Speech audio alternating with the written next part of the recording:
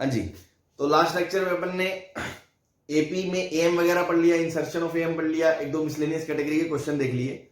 Now AP में ठीक है काफी तरह के क्वेश्चन और सारी ऑलमोस्ट चीजें हमने निपटा दी। Next progression is geometrical progression, geometric progression, GP, है ना। नेक्स्ट हेडिंग इज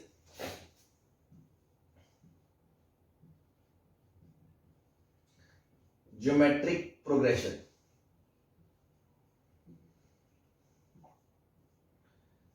जीपी, ठीक है जी।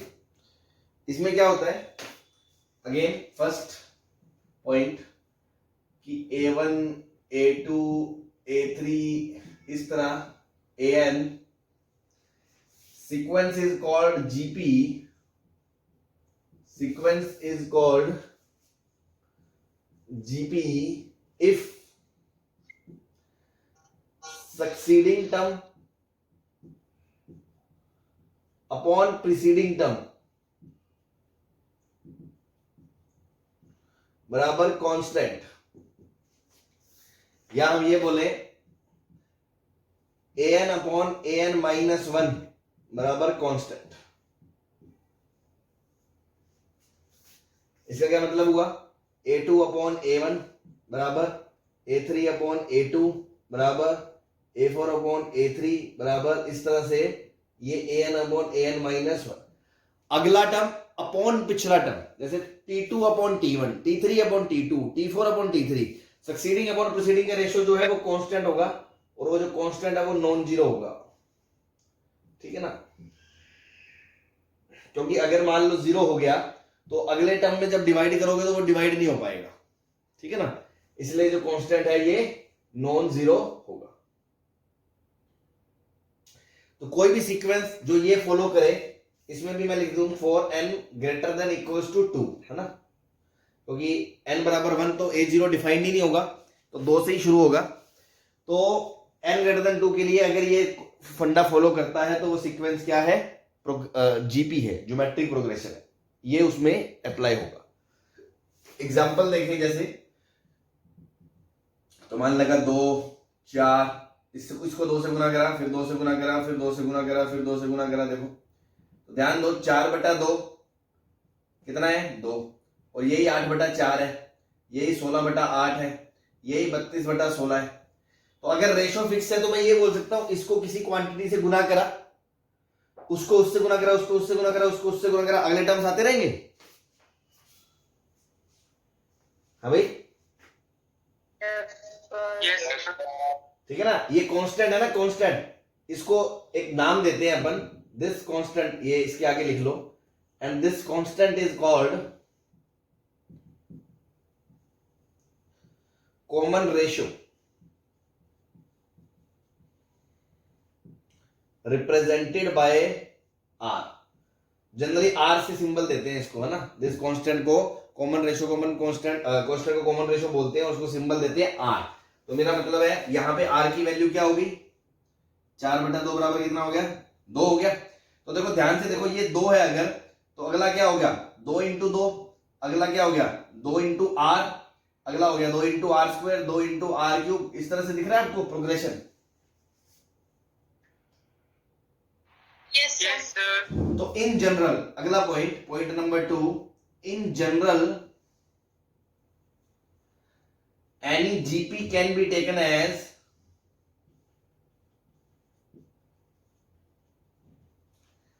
AR², AR³, इस तरह से, सही है। Yes, sir. तो देखो फर्स्ट टर्म में R की पावर है ही नहीं, 0 है, सेकंड टर्म में R की पावर 1 है, थर्ड में R की पावर 2 है, फोर्थ में R की पावर 3 है। तो जो पोजीशन है टर्म में उससे एक कम R की पावर है, तो nth टर्म में क्या होगा, R की पावर 1 कम होगा, N minus. ये क्या हो गया, जनरल टर्म हो गया, general term of GP. Formula आ गया क्या, A इंटू R की पावर n-1, सही है। Yes, sir. हाँ जी, सर इसका मतलब तो जीपी की कोई भी टर्म जीरो नहीं हो सकती लास्ट टर्म के अलावा। लास्ट क्या कोई भी नहीं हो सकती, बताओ ना। लास्ट तो हो ही सकती है, वो तो न्यूमरेटर में ही आएगा, वो तो डिनोमिनेटर में आएगा ही नहीं। नहीं तो वो न्यूमरेटर में तो आएगा, तो उसके पिछले रेशो के बराबर थोड़ी होगा वो, फिर आर वैल्यू चेंज हो जाएगा ना। Yes sir. हाँ, अभी लिखाऊंगा मैं ये नोट, है ना, गुड ऑब्जर्वेशन, अभी बताऊंगा मैं, ठीक है ना। तो अभी के लिए ये चल रहे।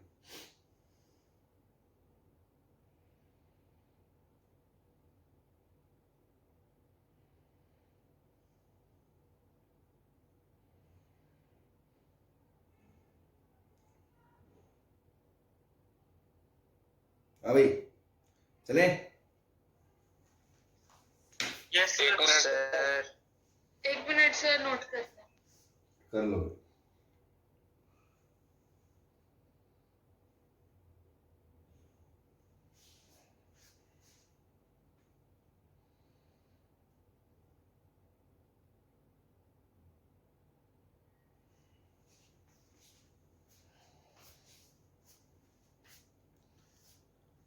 देन के बाद क्या लिखा है, कौन सा देन?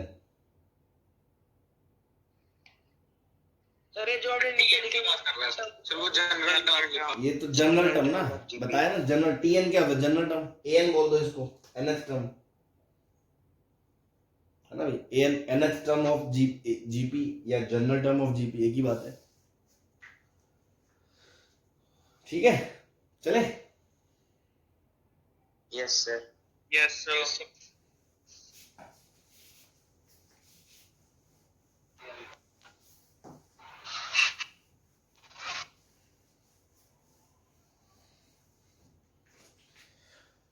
तो इफ जीपी इज फाइनाइट,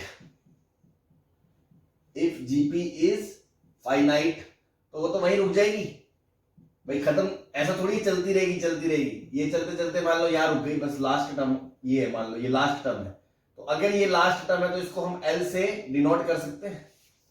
तो एल की जगह क्या लिख सकते हो आप, ए इंटू आर की पावर एन माइनस। अगर जीपी फाइनाइट हुई तो लास्ट वाला टर्म को एल बोल सकते हो, अगर फाइनाइट नहीं हुई तो लास्ट में कुछ होगा ही नहीं, तो बस फिर तो वो nth टर्म है एक तरह से आपकी, सही है। Yes, sir. चलो नेक्स्ट पॉइंट। सर हाँ जी, सर अगर सर लास्ट में कुछ होगा नहीं तो सर फिर सर लास्ट वाले की सर रेशियो भी नहीं निकलेगी ना। अरे समझे नहीं आप, अब इन्फानेट तक जाके किसने देखा है भाई, इन्फानेट अपन बोलते हैं, इन्फानेट देखा थोड़ी है किसी ने, कि हम बोलते हैं कभी खत्म नहीं होगी, चलती रहेगी चलती रहेगी। अब जैसे 2 4 8 16 32 64 128 256 512 1024 2048 चलता रहेगा, एंड किसने देखा है? बट कॉमन रेशियो तो 2 ही बोलोगे ना आप, 2 से बढ़ता जा रहा है, ओके सर, ठीक है। Okay sir. हाँ जी, now if last term is known and nth term from end is asked, तो आप ऐसे सोच सकते हो, अगला लास्ट टर्म अगर L है तो उसका पिछला क्या होगा, L बाई आर। भाई जैसे इधर से जाते हो ए आर स्क्वायर, ऐसे जाओगे, अगर ऐसे जाओगे तो L है तो ये L बाई आर, ये L बाई आर स्क्वायर, ये L बाई आर क्यूब, बोलो। Yes, sir. Yes sir. Yes, sir. तो लास्ट से दूसरे में आर की पावर 1 है, लास्ट से तीसरे में आर की पावर 2 है, तो लास्ट से nth में आर की पावर क्या होगी, n माइनस 1, N-1. बस। तो लास्ट टर्म पता है, उल्टा जाना हो तो आप ये फॉर्मूला लगा सकते हो, मतलब कॉमन सेंस है एक तरह से, बस आपको एक बार बता रहे कि देखो ऐसी चीज है। अब अगर वही बात बोले कि ए दिया है, लास्ट से पूछेगा तो या तो पहले लास्ट टर्म निकाल लेंगे, या मैं बोलूंगा लास्ट से पोजीशन को शुरू की पोजीशन में कन्वर्ट कर लूंगा। तो वो आपको बताया था, लास्ट से rth टर्म शुरू से कौन सी होती है, n minus r plus 1th।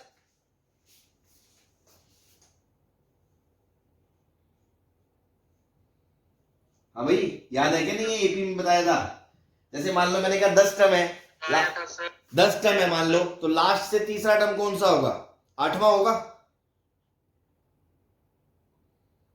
Yes, sir. तो वो शुरू से जो 8वां वो कैसे पता चलेगा, 10 माइनस 3 करोगे टोटल माइनस लास्ट से तो 7 ही आता है, लेकिन प्लस 1 करना पड़ेगा, तो लास्ट से rth मतलब बिगिनिंग से n minus r plus 1th number पे होगा वो, ये बात सही है?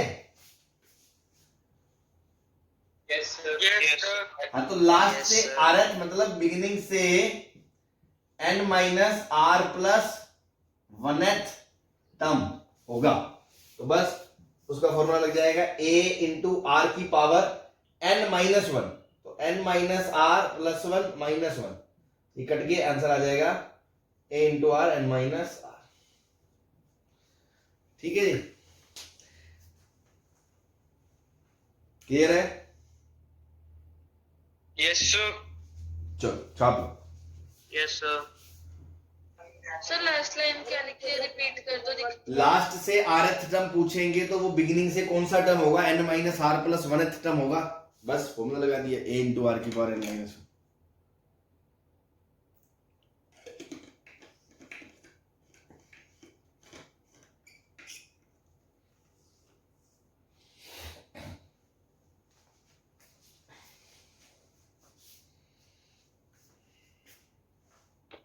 लिख लिया सर। बता दे। सर लिख लिया। यस सर, लिख लिया।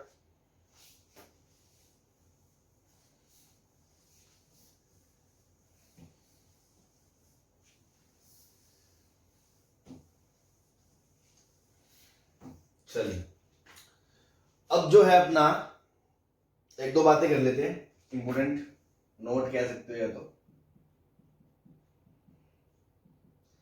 एक तो यही बात जो अभी किसी ने बोली थी कि no term of GP can be zero.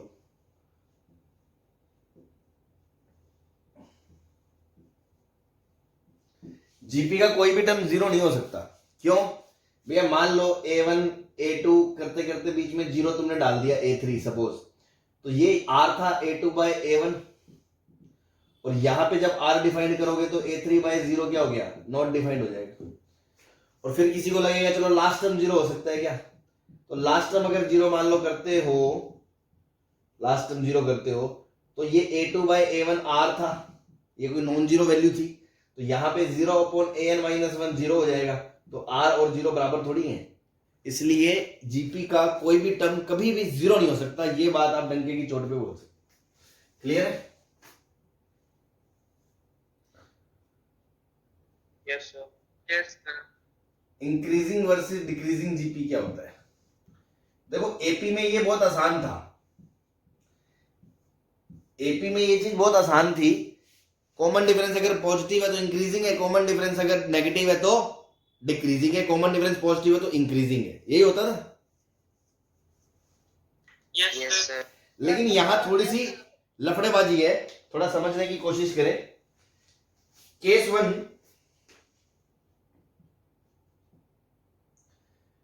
जब a पॉजिटिव है और r एक से बड़ा है, आपका a पॉजिटिव है, r एक से बड़ा है, जैसे एग्जांपल लिया मैंने, a को ले लिया 2 और r को भी 2 ले लिया, तो 2 4 8 16 इस तरह की जीपी बनेगी। Yes sir. तो इसको मैं इंक्रीजिंग जीपी बोल सकता हूं, इंक्रीजिंग जीपी, ये मैं शॉर्ट में ऐसे लिखता हूं, इंक्रीजिंग जीपी। चलो अब देखो केस 2, जब a पॉजिटिव है बट r 1 से 0 के बीच में है, तो मान लो a तो 2 है, एग्जांपल से समझाना चाह रहा हूं मैं, और r की वैल्यू हाफ ले लो, लेट r बराबर half.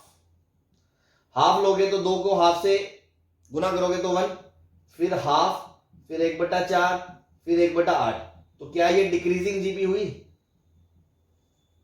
Yes sir. Yes sir. Yes sir.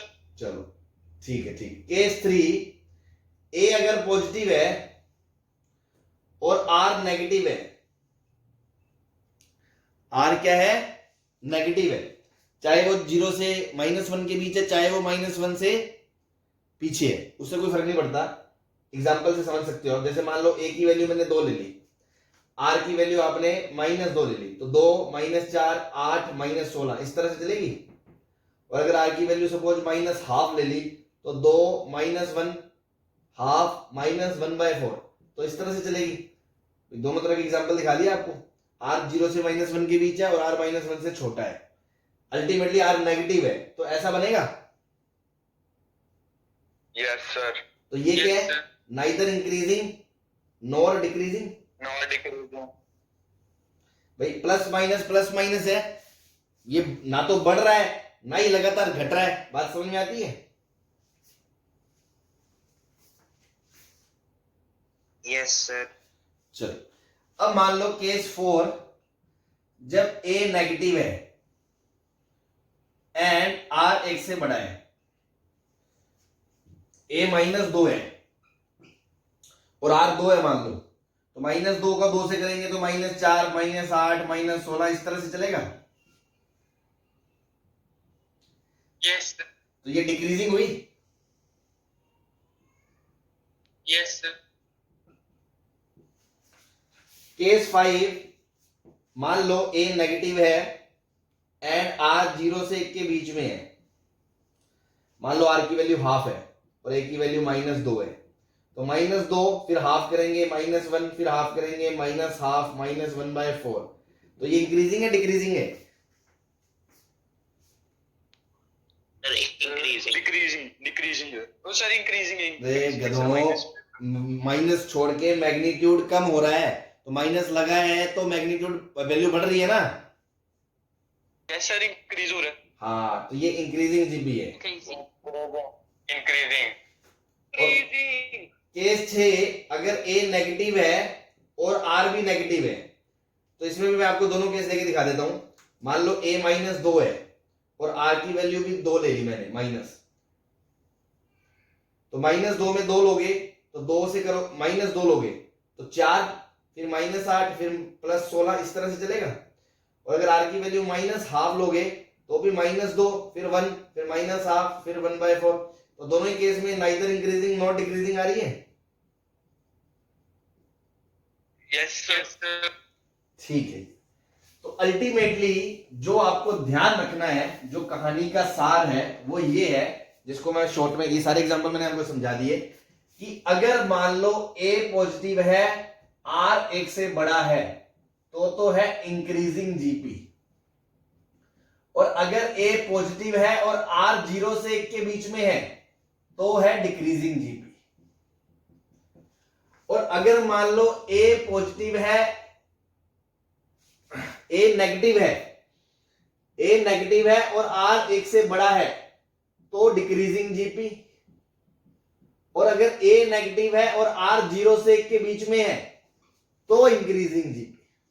इसको आप ऐसे याद रखो, a और r अपोजिट साइन के हैं या सेम साइन के हैं, मतलब r 1 से बड़ा है a भी 0 से बड़ा है तो इंक्रीजिंग, r 1 से छोटा है 0 के बीच में और a भी 0 से छोटा है तो भी इंक्रीजिंग, a 0 से बड़ा है बट r 1 से 0 के बीच है तो डिक्रीजिंग, या a नेगेटिव है और r 1 से बड़ा है तो डिक्रीजिंग। और उसके बाद अगर r नेगेटिव है तो a कुछ भी हो, neither increasing not decreasing, r negative है तो neither increasing decreasing nor increasing. ये बात आप ध्यान में रखें तो कभी कोई कंफ्यूजन नहीं होगा। ठीक है, स्क्रीन पूरी नहीं आ रही है तो थोड़ा सा कैमरा ऊपर कर दो। कर रहा हूं। ऊपर कर।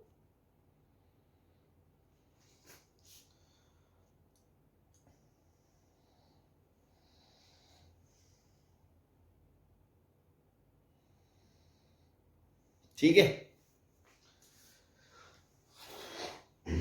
ठीक है, तो सारे एग्जांपल आपके सामने है, इसमें कोई कंफ्यूजन वाली बात ही नहीं है। फिर भी किसी को दिक्कत है पूछ सकते हैं, सिंपल सी बात है। पहला टर्म पॉजिटिव है और r 1 से बड़ा है तो बढ़ता रहेगा, पहला टर्म पॉजिटिव है और r 1 से छोटा है तो घटता रहेगा, तो इंक्रीजिंग डिक्रीजिंग क्लियर है। और पहला टर्म नेगेटिव है और r 1 से बड़ा है तो मैग्नीट्यूड में तो बढ़ेगा लेकिन आगे माइनस साइन है तो घटता रहेगा, और पहला टर्म नेगेटिव है और r 1 से छोटा है 0 के बीच में है तो इंक्रीजिंग हो जाएगा। और अगर r ही नेगेटिव है फिर कोई फर्क ही नहीं पड़ेगा क्योंकि प्लस माइनस आना है, तो neither increasing not decreasing. Clear है सबको? Yes sir. हमें बाकी लोगों की आवाज नहीं आ रही, नील बटे सन्नाटा कैसे हो रखा है? क्लियर है सर। चलो चलो चलो ठीक, क्लियर है सर। चलो चलो अच्छी बात है। Yes sir. छाप लो तो बता दे, फिर मिटा के आगे चले। छाप लिया सर। सर छाप लिया। नहीं छापा सर, 1 मिनट रुक जाओ।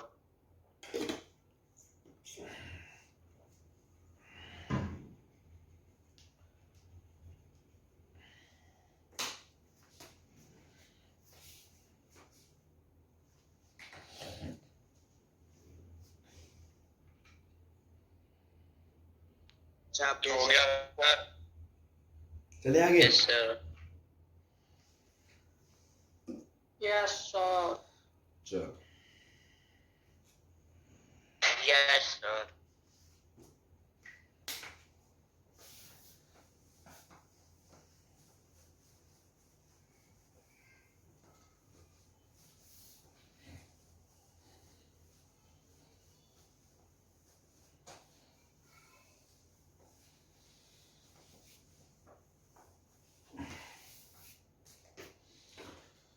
नेक्स्ट पॉइंट है sum of n terms of GP.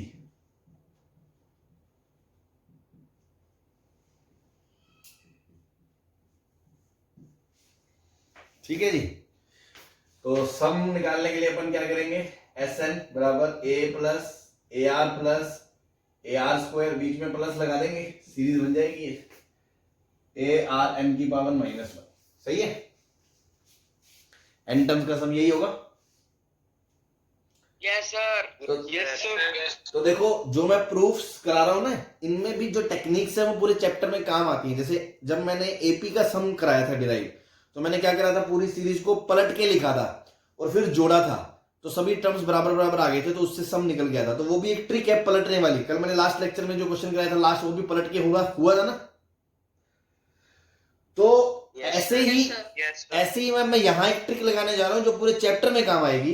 मैं क्या कर रहा हूं, इस पूरी सीरीज को आर से गुना करके एक टर्म शिफ्ट कर रहा हूं। मतलब इसको पहले मैं कहूंगा आर से मल्टीप्लाई कर दो, तो आर से मल्टीप्लाई कर दूंगा तो ये क्या होगा, R S N R A R square, ये सब हो जाएगा। फिर मैं कहूंगा उसको एक कदम खिसका के लिखो, बस ऐसे ही देखना चमत्कार होगा। तो मैंने क्या करा, ये आर से है ना, ये जनरल फंडा है, ध्यान रखे फंडा क्या है, जनरल फंडा क्या है, जिस फैक्टर से टर्म्स मल्टीप्लाई हो रहे हो, टर्म्स मल्टीप्लाई हो रहे हो,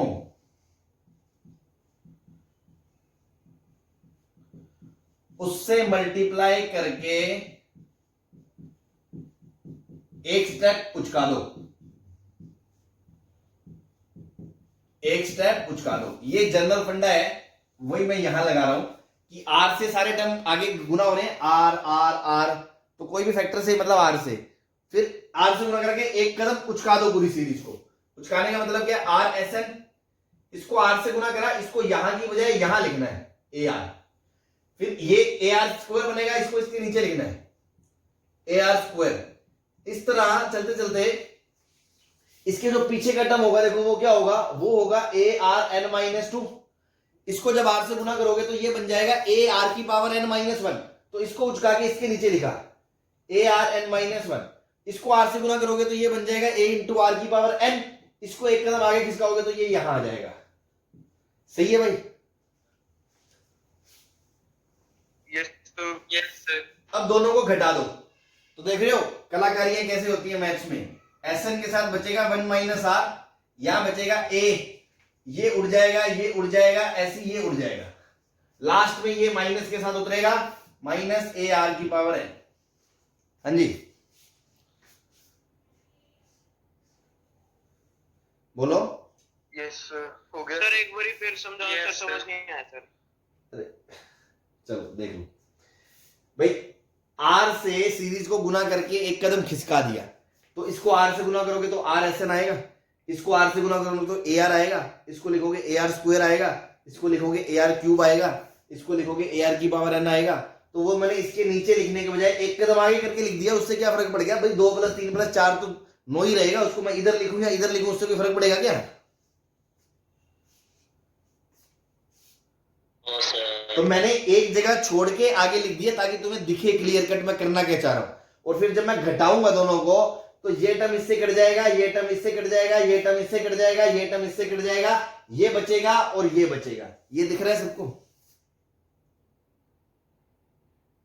यस सर। तो बस यहां से Sn इंटू 1 माइनस आर बराबर a कॉमन आ गया 1 माइनस आर की पावर n। अब एक चीज पे ध्यान दें कि अगर मैं इसको नीचे ले जाना चाहता हूं तो r माइनस 1 जीरो नहीं होना चाहिए, मतलब r1 नहीं होना चाहिए। ये बात समझते हो? Yes sir. तो if r is not is equals to 1 then we can divide it, so Sn will be a into 1 minus r की power n upon 1 minus r. This is the sum of n terms and this formula is valid when r is not equals to 1. ठीक है ना? Valid when r is not is equals to 1. क्योंकि अगर तुमने लगा दिया तो 0/0 आ जाएगा, फिर मुंह देखोगे तुम मेरा कि या खुद का शीशे में, अरे ये क्या हो गया है ना? तो उसके लिए अलग से करना है, क्या करना है वो भी समझ में आ जाएगा 2 मिनट में। फिलहाल ये फॉर्मूला तभी लगेगा जब r बराबर 1 नहीं है। r बराबर 1 कब होता है? जब सारे टर्म जीपी के सेम हो जाएंगे। Yes sir. सर सम एन टाइम में आ जाएगा, तो उसमें तो सम सीधा ही n टाइम्स आ जाएगा, बस ऑब्वियस सी बात है। n times a। हाँ बस, वेरी गुड। तो एक चीज मैं इसमें ये बताना चाहूंगा, किताबों में पता क्या दिया जाता है और एनसीईआरटी वगैरह में भी, वो मतलब थोड़ा पहले तो चलो मैं एक बात बताऊं, अगर इसमें से मैं इसको क्या मैं ऐसे लिख सकता हूं भाई, ऊपर नीचे से माइनस बाहर ही तो निकाला मैंने और कोई जादू थोड़ी कर दिया। तो चाहे मैं ये लगाऊं चाहे मैं ये लगाऊं कोई फर्क पड़ता है क्या? No sir. तो ये एक ही तो बात है, ये समझ में आती है? Yes sir. हाँ, तो तुम भी यही समझो, ये एक ही फॉर्मूला है, चाहे ये लगाओ चाहे ये लगाओ कोई फर्क नहीं पड़ता। लेकिन बुक्स में थोड़ा ड्रामा करके दिया जाता है कि यदि कॉमन रेशो 1 से बड़ा है तो आप ये लगाओगे, यदि कॉमन रेशो 0 से 1 के बीच है तो आप ये लगाओगे, और जबरदस्ती का कंफ्यूजन क्रिएट करते हैं। ऐसा कुछ नहीं है, एक ही फॉर्मूला है, चाहे आप ये लगाएं चाहे आप ये लगाएं, आंसर सेम ही आएगा। क्लियर है? तो उस चक्करबाजी में ना पड़े कि ये फॉर्मूला वैलिड नहीं है जब r 1 से बड़ा हो, या ये वैलिड नहीं है जब r 1 से छोटा हो। ऐसा कुछ नहीं है, हमेशा r बराबर 1 को छोड़ के ये फॉर्मूला लगेगा। क्लियर है? Yes sir. Yes sir. दूसरी बात, सर वहां पे आपने इक्वल्स का साइन डाल दिया। कहाँ? Valid when r is equals to 1। अरे ले यार तू कुछ रहे। ठीक है, अब अगर मान लो r1 हो जाए तो सीरीज क्या हो जाएगी? a कितने टर्म्स? n terms. तो उसका आंसर तो आप सीधा ही बोल सकते हो na हो जाएगा। ठीक है, times a। Yes sir. Clear है? Yes sir. चलो यस।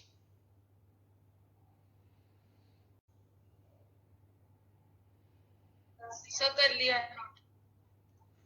ठीक। Done sir. Yes sir.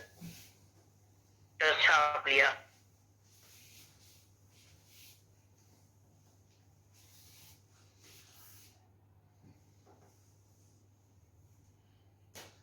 Some of infinite GP.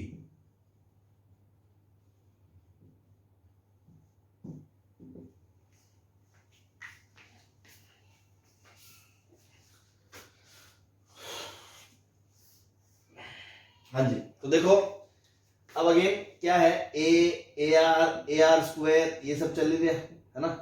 General term क्या है? ए आर की पावर n माइनस 1 पर ये चलता जा रहा है, खत्म नहीं हो रहा है, इन्फिनिटी तक जा रहा है। ठीक है ना? अब आप खुद सोचें, अगर मैं इसका सम निकालना चाहूं, सम ऑफ इनफाइनाइट जीपी, ठीक है ना, इस चीज को लिखने का एक और तरीका है जो आप 12th में पूरा चैप्टर पढ़ोगे, लिमिट। अभी जस्ट मैं आपको उसका सिंबल बता रहा हूं कि उसका सिंबल ऐसा भी होता है, मतलब आप किसी चीज को ऐसे भी लिख सकते हो कि लिमिट n इंफिनिटी और Sn। तो इसका मतलब भी यही है कि Sn का सम जब n इंफिनिटी को जा रहा है, या इनफाइनाइट टर्म्स का सम, वो एक ही बात है। तो जस्ट एक नोटेशन बताइए मैंने आपको, ठीक है? अच्छी लगे तो ठीक, नहीं लगे भूल जाओ, 12th में पढ़ेंगे कि इनफाइनाइट सम की बात करना है। तो देखो फॉर्मूला तो वही है, a इंटू r की power n minus 1 upon r minus 1। भाई ये Sn का फॉर्मूला था, इसमें हम कह रहे हैं बस n को इनफाइनाइट को भेजना है हमें, मतलब n की वैल्यू इनफाइनाइट रखनी है, एक तरह से हम ये कहना चाह रहे हैं। देसी भाषा में अभी के लिए आप इतना ही समझे कि n को हम इनफाइनाइट रखना चाह रहे हैं। बाकी तो 12th में लिमिट पढ़ेंगे तभी समझ में आएगा कि एक्चुअली बराबर इन्फानाइट नहीं होता, इन्फानाइट को जा रहा होता है वो। अब इसमें एक चीज और है, 2 मिनट, अब इसमें एक चीज और है, आपको ये पता होना चाहिए कि जैसे मान लो एक सेकंड, हाँ मान लो कि जैसे r की जगह अगर मान लो हाफ हो और मैं बोलूं हाफ की पावर इन्फानाइट करोगे तो आंसर क्या आएगा? सर बहुत छोटा है। बहुत छोटा मतलब जीरो की तरफ, जीरो बोल सकते हो, लगभग लगभग जीरो आएगा, यस Tends to 0. है ना? तो अगर मैं बोलूं 2 की पावर इन्फानाइट करोगे तो आंसर इन्फानाइट आएगा। यस सर और अगर मैं बोलूं 1 की पावर इन्फानाइट तो आंसर 1 आएगा। Yes Yes, sir. तो आपको ये बेसिक पता होना चाहिए कि लेस देन 1 की पावर इंफिनिटी 0 होता है। लेस देन 1 मतलब 0 से 1 के बीच, है ना? तो मैं उसको लेस देन 1 बोल रहा हूं। 1 की पावर इंफिनिटी 1 होता है और 1 से बड़े की पावर इंफिनिटी ग्रेटर, 1 से बड़े की पावर इंफिनिटी इंफिनिटी होता है। ये बात आप ध्यान में रखें। क्लियर है? हाँ भाई। Yes sir. अब सोचो r की जगह वैल्यू अगर r अगर 1 होता तब तो ये फॉर्मूला ही ना लगता, तब तो क्या लगता है na। Yes sir.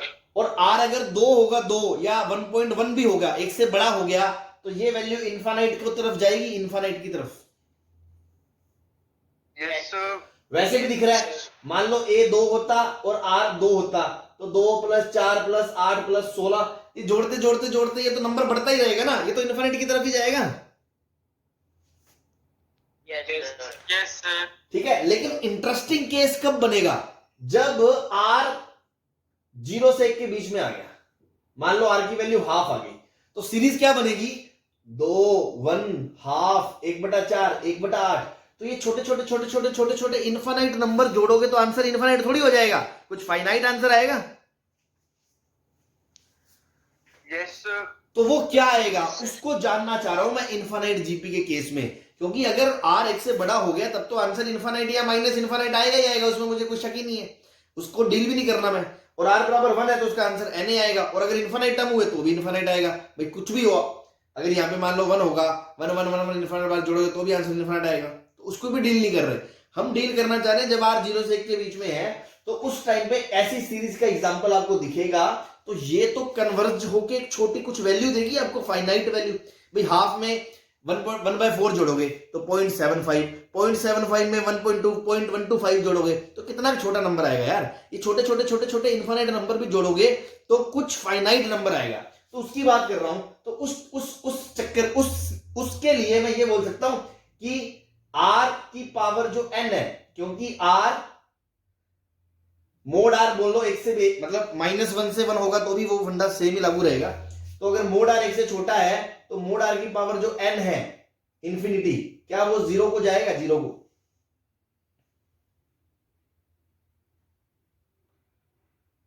हाँ भाई। Yes sir. तो आप इस वैल्यू को 0 बोल सकते हो, इस वैल्यू को।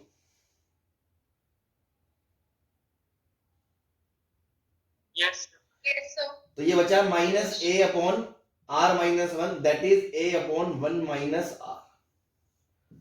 ठीक है ना?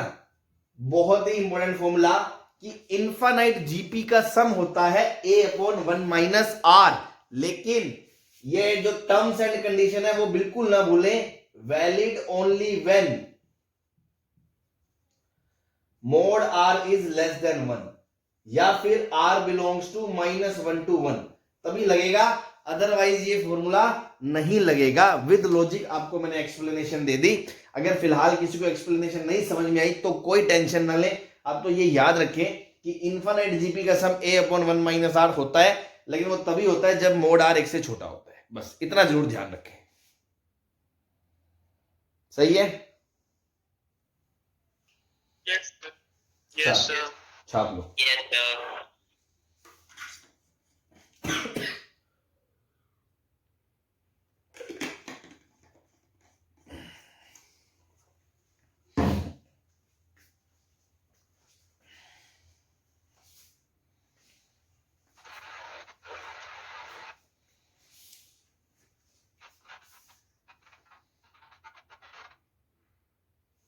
इसको अलग से लिख लेना साइड में, काम की बात, और उसको अप्लाई करा उसमें, इसलिए ये आंसर आ गया।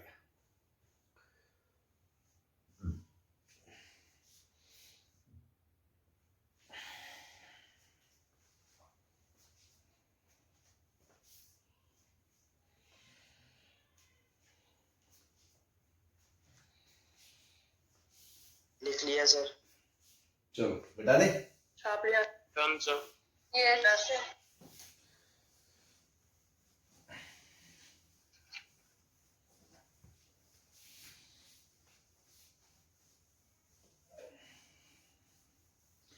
तो चलो ये अपनी एक इनिशियल थ्योरी होगी, जो एक मिनिमम रिक्वायरमेंट है कोई क्वेश्चंस करने के लिए जीपी के। बाकी तो धीरे धीरे आगे पॉइंट्स आते रहेंगे, वो ऐड ऑन करते रहेंगे। तो थोड़ी बहुत थ्योरी पढ़ने के बाद कुछ एक सिंपल से छोटे छोटे एग्जांपल्स करते हैं, ठीक है। एक चीज और, एक पॉइंट और लिख ले, जो वहां पे भी लिखा था मैंने, नेक्स्ट जो भी है, कि टू प्रूव, या ऐसे लिख ले, if ABC are in GP then B by A बराबर सी बाय बी, तो हम ये बोल सकते हैं बी स्क्वायर ए सी। ठीक है जी।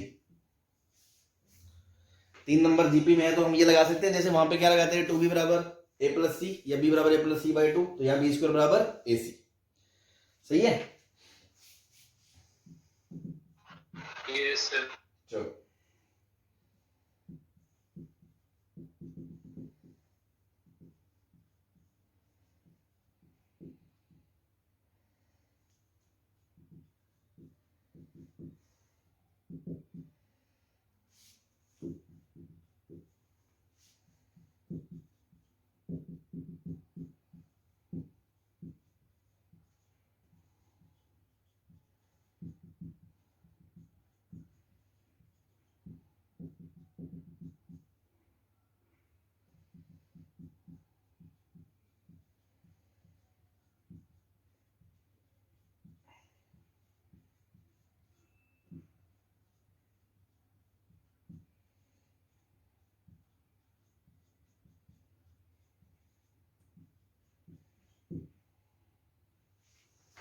ठीक है जी। छोटे छोटे 2-3 क्वेश्चन है, इसको निपटाओ। पहला C R common sir ratio. 6 से पहले सर 6 से पहले क्या लिख क्या? सर 6 से पहले क्या लिखे? 3 6 से पहले क्या लिखे सर? 3 3/2 आ गया common ratio. Sir 3/2। Yes sir, common ratio 3/2। ये तो जीपी दिख रही है क्या तुम्हें? Yes sir. अरे शुरू में सर फर्स्ट टर्म क्या है? सर जीपी नहीं लग ये बस इतना ही छोड़ दो ना, बस 3 6 बस। तो कॉमन रेशो कितना आ गया? 2 आ गया। Yes sir. ऑब्वियसली अगली टर्म 12 रही होगी, है ना, 9 नहीं रही होगी, 12 रही होगी। 9th टर्म क्या आ जाएगा? a9 बराबर a इंटू आर की पावर n-1, तो a first term 3 into r कितना? 12 की पावर 9-1 8, तो 3 इंटू 12 की पावर 8। ठीक है, 12 को क्या लिख सकते हो? सर नहीं आएगा। हाँ जी, आर सर 2 नहीं आएगा, 3 6 है। तो वैसे अच्छा यस सर, आप 2 मतलब लिखिए। हाँ गलती हो गई, गलती। Yes sir. 2 की पावर 8 बस। तो 2 की पावर 8 कितना होता है अगर सोल्व करना हो? 512 नहीं, 256। तो 3 इंटू 256,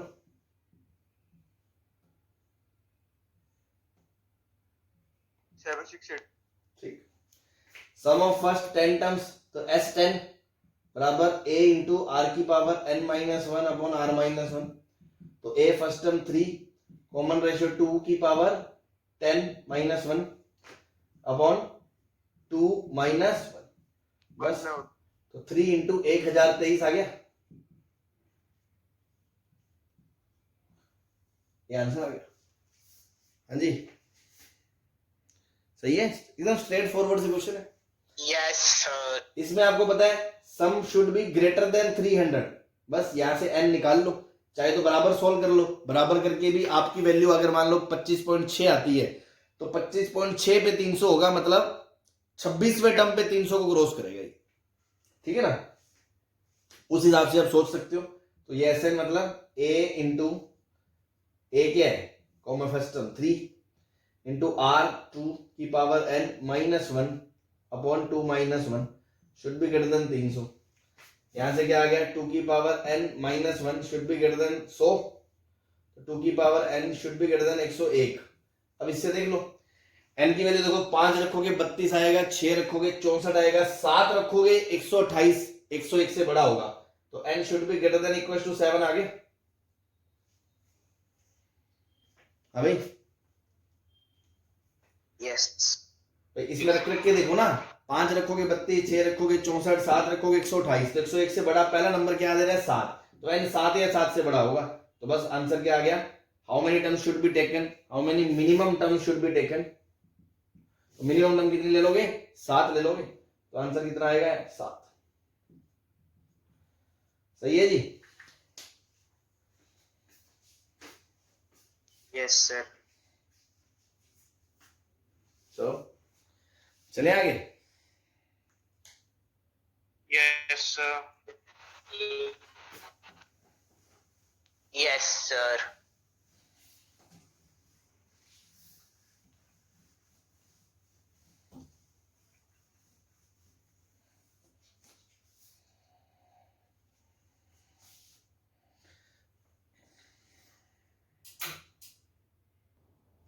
हाँ भाई नेक्स्ट क्वेश्चन है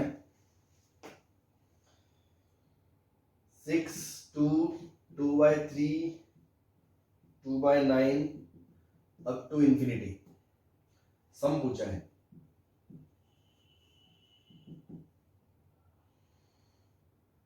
first part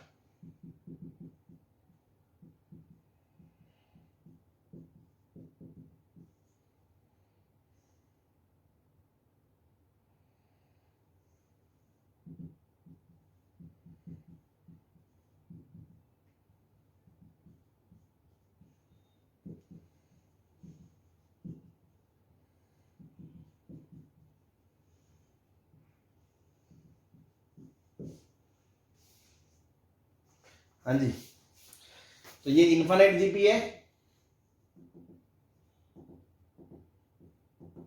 yes sir. Yes. First term 6 है Yes, sir. और कॉमन रेशो 1/3 है, और 1/3 है तो फॉर्मूला लग जाएगा तो मतलब आंसर आ जाएगा S इनफाइनाइट बराबर A upon 1 minus R that is 6 upon 1 minus 1/3 6 upon 2/3 2 से 3 3 3 आंसर 9 आ गया। तो ये आंसर कभी 9 होगा नहीं, 9 से छोटा ही होगा, है ना, मतलब 9 की तरफ जा रहा है। ये कायदे से देखा जाए तो सिस्टम ये है, ठीक है, पर अपन आंसर लगभग 9 बोल देंगे, ठीक है ना। ऐसे यहाँ पे A कितना 3 और R कितना है -12 -1/2। बस तो फॉर्मूला लग जाएगा। तो S infinite A upon 1 minus R, तो 3/2 आंसर 2 आ गया। अभी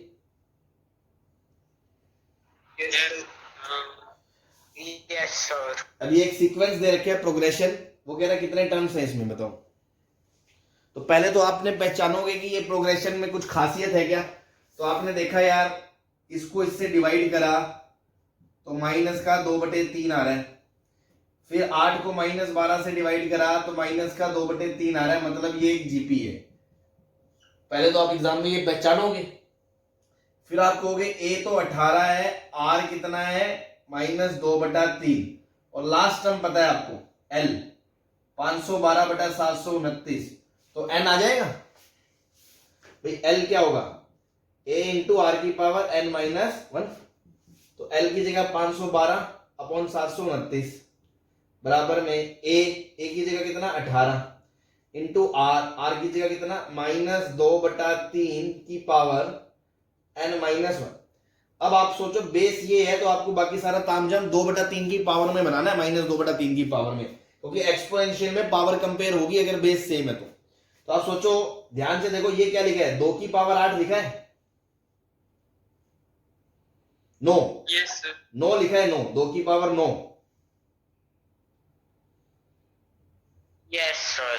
और 729 को देखो 729 होता है 81 गुना 9, और 81 होता है 9 गुना 9, मतलब ये लिखा है 3 की पावर 6।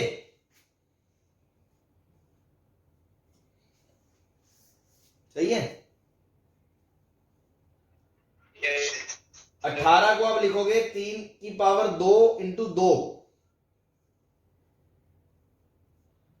तो ध्यान से देखो, ये पावर 1 कट जाएगी, ये नीचे आ जाएगी, तो ये बनेगा 2/3 की पावर 8 बचेगा। 2/3 की पावर 8 बचेगा। लेकिन अभी भी बेस सेम नहीं है। बेस सेम हो गए तभी तो पावर कंपेयर करोगे। तो क्योंकि यहां 8 है, इवन पावर है, तो आप प्लस की जगह माइनस लगा सकते हो। Yes, sir. Yes, sir. तो अब बेस सेम है, बेस सेम है, तो मतलब 8 बराबर n-1, मतलब n बराबर 9। तो ये 9 नो टर्म्स हैं जी सीक्वेंस में। सही है जी। एकदम छोटे छोटे प्यारे प्यारे question, Yes, sir. Formula based.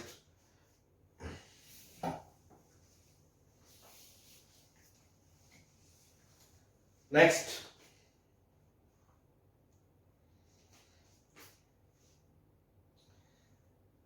which term from end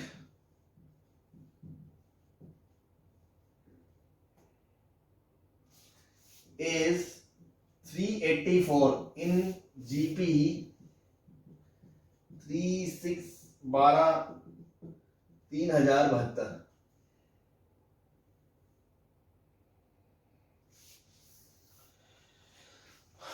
तो लास्ट टर्म पता है और लास्ट से ही टर्म पूछी है, तो L/R⁴ वाला फॉर्मूला यूज करोगे। विच टर्म, मैंने क्या बोला था, विच टर्म मतलब कौन सी टर्म। मान लो लास्ट से nth टर्म फलानी है, तो कौन सी है उसका फॉर्मूला ये होता है, और वो किसके बराबर होगा, 384 के।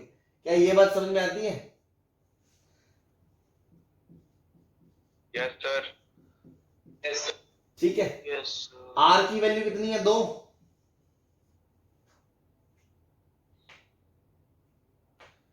और L की वैल्यू 3072, तो रख दो इसमें। तो 3072 अपॉन 2 की पावर n-1 बराबर 384। अब इसको सॉल्व कर लो। तो काट पीट शुरू करो। 4 से 4 9 36, 2 4 आ गया।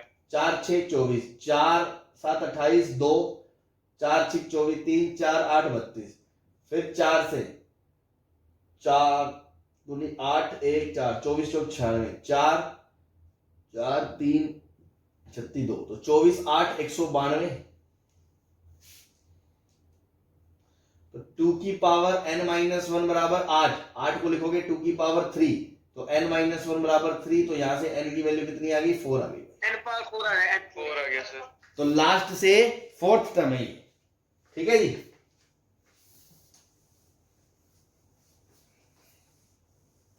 हमें कोई दिक्कत? No sir. Yes, sir.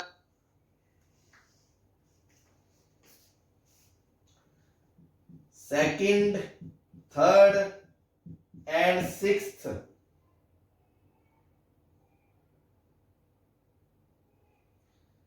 terms of AP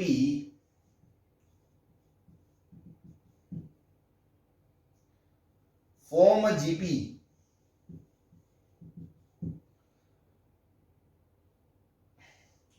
whose first term is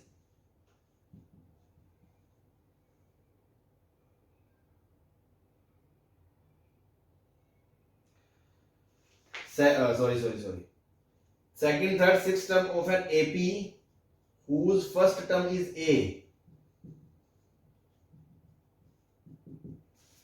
form a GP. Find common difference. ठीक है जी। मतलब एक AP है, AP है एक जिसका फर्स्ट टर्म क्या A है, A, तो अगला होगा A प्लस D, अगला होगा A प्लस 2D, इस तरह छठा होगा A प्लस 5D। ये तो सेकंड टर्म हो गया T2, ये हो गया थर्ड टर्म T3, और ये हो गया आपका T6। और वो कह रहा है ये तीनों मिलके आपस में क्या बनाते हैं, जीपी। क्योंकि T2 T3 T6 are in GP, तो T3 का स्क्वायर बराबर T2 इंटू T6। कोई दिक्कत किसी को? No, sir. Yes. तो A प्लस 2D का square T2 A plus D into T6 A plus 5D। Solve कर लो। तो a square plus 4d square plus 4ad बराबर a square plus 6ad plus ad, sorry 5d square. तो a square उड़ गया, यहां से क्या बचा, डी स्क्वायर बराबर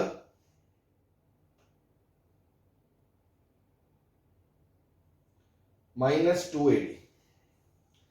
अब देखो दो आंसर आएंगे, डी बराबर या तो 0 और या डी बराबर -2a।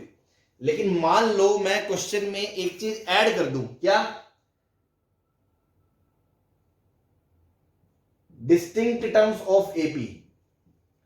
मतलब ये मान लो कि एपी, भाई एक बात बताओ, अगर मैं बोलूं 1 1 1 1 1 सारे टर्म सेम है तो ये एपी भी होती है जीपी भी होती है, ये बात समझ में आती है ना आपको। Yes, sir. भाई एपी में कॉमन डिफरेंस इसका 0 है और जीपी में कॉमन रेशियो इसका आर है। Yes, sir. चलो तो मैं छोटा सा क्वेश्चन पूछता हूं, क्या ए टाइप की सारे सीक्वेंस एपी और जीपी दोनों है? Yes, sir. Yes, sir. Yes, sir. No sir, अगर ए 0 हो गया तो वो एपी तो है पर जीपी नहीं है ना। ऐसे खेल होंगे आपके साथ, तो थोड़ा दिमाग की नसें खोल के रखा गया, Yes, sir. ठीक है। तो अब इसने डिस्टिंक्ट बोल दिया, मतलब टर्म सेम नहीं है, सेम नहीं है मतलब कॉमन डिफरेंस 0 पॉसिबल नहीं है, तो बस ये आंसर आएगा।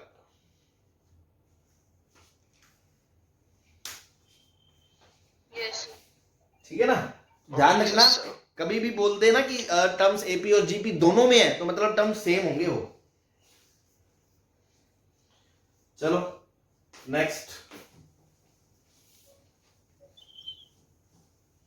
Sir.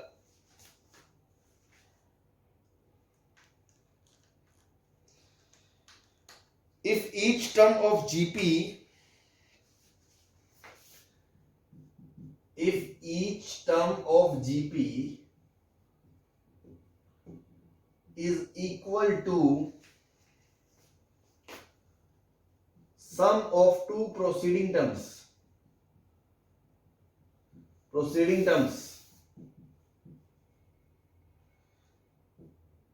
then find R। Preceding terms है ना, जस्ट पीछे वाली, find R given R is greater than 0। वो कह रहा है कोई जीपी है, उसकी खासियत क्या है, उसका कोई भी टर्म ले लो, कोई भी टर्म है ना, मान लो T1 T2 T3 इस तरह चलते चलते ये आ गया Tn। तो वो कह रहा है हर टर्म इससे पिछले दो टर्म मतलब Tn-1 और Tn-2 इन दो के सम के बराबर ये है, कोई भी टर्म। तो बस, तो आप क्या बोलोगे, Tn बराबर क्या है, Tn-1 प्लस Tn-2।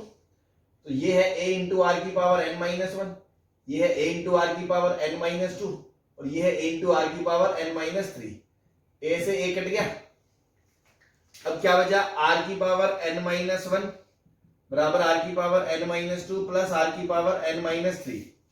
हम ये मान के चलेंगे कि मान के क्या चलेंगे, ऑब्वियसली r कभी 0 थोड़ी होता है, क्योंकि r इज नॉट 0, तो आप दोनों तरफ r की पावर n-3 से उड़ा सकते हो। तो ये क्या बचेगा, आर स्क्वायर बराबर r+1 बचेगा कि नहीं बचेगा? बचेगा सर। बस ये क्वाड्रेटिक आ गई, Yes, sir. सॉल्व कर लो।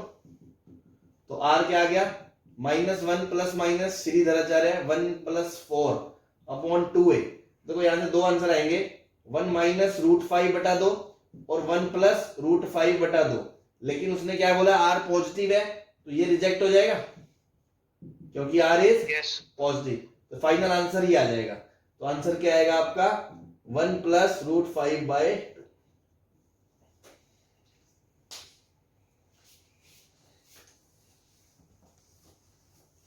सही है।